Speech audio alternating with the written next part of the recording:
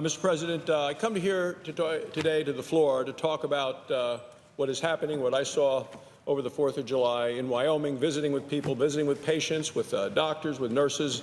And what I'm seeing is that the pain of Obamacare continues to worsen.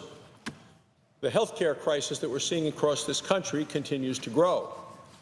Prices are rising, choices are disappearing. The American people are desperate for Congress to step in and do something to help rescue them from the rising costs and collapsing choices of the Obama health care law. You know, it's interesting, Mr. President, when the Democrats passed Obamacare, the Democrat leader at the time, Harry Reid, said that we would all get what he described as an earful of wonderment and happiness. Those are his words, an earful of wonderment and happiness about how great the law was.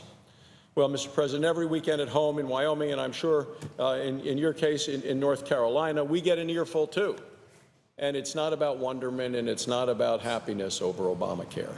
What I hear from patients and doctors at home and nurses is that Obamacare is hurting them, hurting our communities, hurting our state. I hear about the rising premiums.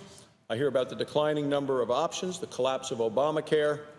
And, you know, we have one choice in Wyoming. We used to have two. Both lost money, even in spite of very high premiums. And, you know, what we saw is that the one ended up going out of business. The other that is still in business, the only one we have, is still losing money. And we're fortunate because we have at least one provider there who's providing coverage. But there are now 40 counties across America where no one will be selling Obamacare insurance next year. No one. Not a single company selling Obamacare insurance. And in Nevada, where prior Senator Harry Reid was from, only 3 counties are going to have anyone selling on the Obamacare exchange. Only 3 of the counties in the entire state. It's a state that Harry Reid represented in the Senate for many years. People living everywhere else in his home state will have, I think, one choice. And, you know, I mean, maybe more, but in terms of these counties, no one is selling Obamacare insurance at all. The State Health Insurance Exchange put out a statement in his home state that said that the people living in the rest of the state face what they described as a health care crisis. Well, Democrats predicted wonderment and happiness about Obamacare, but there is a health care crisis all across the country. People in that state are going to have no access to insurance plans that Democrats promised them under Obamacare. And a lot of Americans aren't much better off, in better shape right now. There was a headline in USA Today, Mr. President, that I saw on the edition that came out for the 3rd and 4th of July, or the Independence Day edition of USA Today. Front page above the fold, big headline, 1,370 plus counties have only one ACA insurer. Only one. 1,370 counties. The article is about a study done by the Robert Wood Johnson's Foundation. It found that people living in more than 1,300 counties have no choice when it comes to the Obamacare plan. There's just one company offering the mandated coverage. Washington says you have to buy it. Not many people want to sell it. Washington doesn't seem to care. Democrats don't seem to care about the fact that what they promised was a marketplace and what we've ended up with a monopoly. Remember? I mean, you remember that the Democrats promised there'd be more competition. Instead, essentially, there is none. And when there is none, what you end up with less competition, you end up generally with higher prices, which is what people across the country are seeing, where prices have doubled, essentially, in Obamacare marketplaces over the last 4 years. That's why a lot of people are finding out that they may still have access to coverage, but it's so expensive that they can't afford to buy it because they're down to one choice. Health insurance companies keep releasing information on how much higher they expect rates to go next year, which continues to be a problem. And we've seen the headlines, another Obamacare rate shock. Another Obamacare rate shock. Let's look at happening in Tennessee. Earlier this year, Aetna and Humana both said that they were dropping out of the Obamacare exchanges, dropping out completely. Cigna, one of the last big companies still willing to sell these plans, well, they say they're going to have to raise premiums by 42% next year. Look at what's happening in Georgia, just across the border from Tennessee. Blue Cross Blue Shield there is asking for an average rate hike of 41% in Georgia. The Atlanta Journal-Constitution newspaper had an article about it just this last week. This is what they said. The newspaper, the Atlanta Journal-Constitution, says Blue Cross might charge as much as 75% more for one plan next year. 75% more for one plan. That's Obamacare. Now remember President Obama saying if you like your plan, you can keep your plan. Those plans are gone. Remember President Obama said rates would drop by $2,500 a year for people? That's not what we saw. What we saw is what we're seeing continue today. Atlanta Journal-Constitution, Blue Cross Blue Shield may charge as much as 75% more next year. They quoted one man who's saying that's a breath taker. Another woman quoted in the article responded to these price increases saying simply, yikes. I mean, that's what people are facing all across the country. And I remember as President Obama was leaving office saying, you know, forcefully defend and be proud.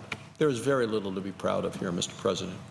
People all across America are having the exact same reaction as they see how much their own insurance companies are raising their rates all across the country.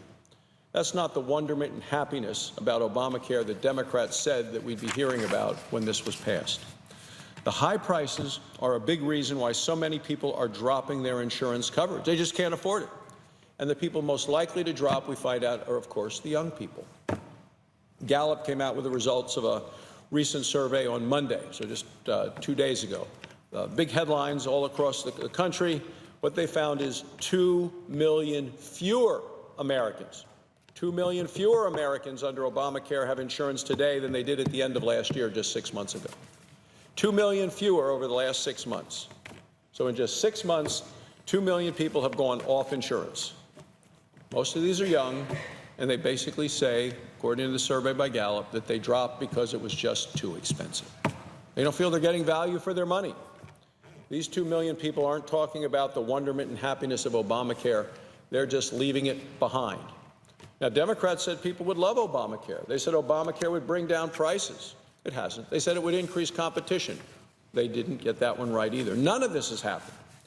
So now Democrats have started to say that having Washington-mandated health insurance isn't enough. They're saying that we need health insurance to be run entirely by Washington. Apparently, they didn't learn the lesson that said Washington-mandated insurance, that you have to buy a Washington product, would be good enough. Now they're recognizing that's not good enough. They're saying we need Washington in charge of all of it. They call it single-payer health care. But let's take what it is. It's government-controlled health care. Government-mandated, government-controlled, government-run, one-size-fits-all health care, single-payer, with the American taxpayer paying the bill. And we see what happened in California when their legislature passed a similar thing in the state Senate. So what's the cost? $400 billion. What's the budget of the entire state of California? $190 billion. So what they proposed in the state Senate is passed in California. Costs twice what the entire budget of the state of California is. So to give what the people of California have been promised by the state Senate, they're going to have to raise taxes on people, and then you get the rationing of care and the lines and the waiting times. What happens around the world with government-mandated, government-run insurance, and we see that in Canada, and we see that in England. Look, we all know that and I was practicing medicine prior to coming here to the Senate as an orthopedic surgeon in Wyoming.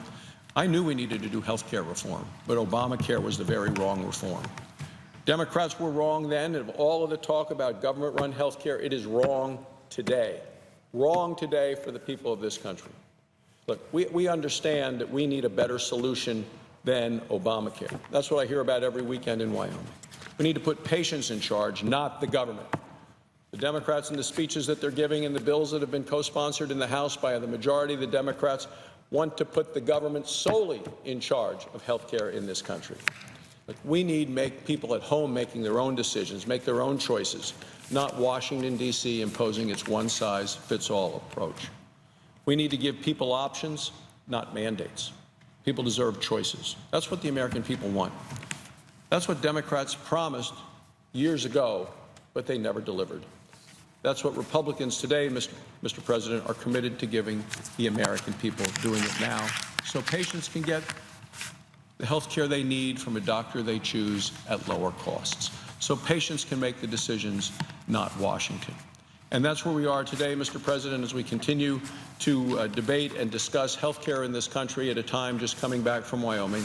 Visited with many folks, many former patients, a number of doctors who I'd worked with over the years, nurses. I was at several hospitals, and I just heard unilaterally across the state of Wyoming that that Obamacare continues to be a burden on the people of the state. They want freedom, they want choice, they want flexibility, they want to make decisions for themselves, not have Washington dictate to them, and certainly not have government controlling health care in this country. Thank you, Mr. President. I yield the floor.